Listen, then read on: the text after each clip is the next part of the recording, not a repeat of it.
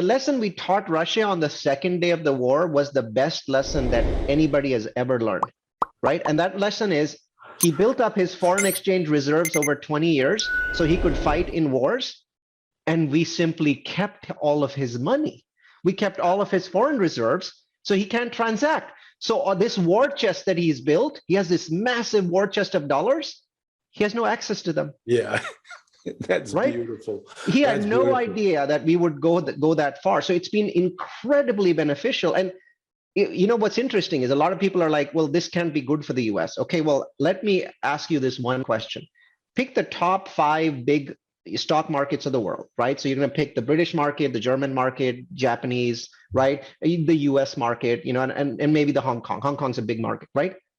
Please look at how many are above the level as they were the day before the war. Is there a market that is today above the level the day before the war? And the answer is there's one market, and it's the United States. Every other market is down from 31 days ago. Every other market is down.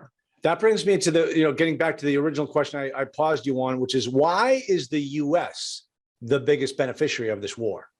Okay, well, number one, the cost of having 3 million refugees is being paid for by European countries like Poland and Germany and Switzerland and Norway. Basically, they're streaming in there. Imagine what it costs to feed 4 million people a day, right? They're paying for it. Number two, the vast majority of the weapons sent are them. Number three, we've taken a hit to our gas prices. They've taken a much larger hit to gas and natural, to oil and natural gas. But here's the catch.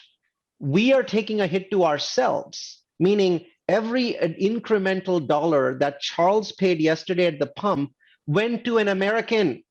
But every incremental dollar that the European Union is paying went to Russia, went to the enemy.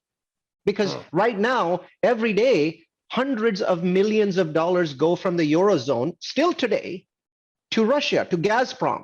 Because the oil is still flowing, the gas is still coming from Russia.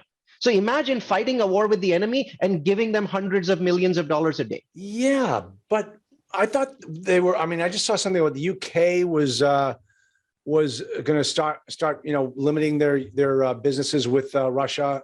The UK is, well, let's just talk about gas because it's the big number, right? Let's talk about the big numbers first and we'll talk about the small numbers. Today, only one country in the Eurozone has stopped buying Russian gas and oil, and that's the UK, because they have the North Sea oil rigs and they can pump more. They're in a sort of situation like Neal, I think there's a second country that's not buying it anymore. I think Ukraine probably is not buying it from Russia. That's right. The Ukrainians have stopped buying Russian oil. That's right. They're busy doing some other stuff. So it's interesting what is happening. The Eurozone is in this can't win situation. You have somebody for the first time, and you asked me this question, why Ukraine? Why this time? Firstly, because of Zelensky, but there's other reasons. Ukraine's a big country. When somebody attacks Georgia or attacks Crimea, which is basically not even a country, it's just a free state inside of a country, it's different, it's limited.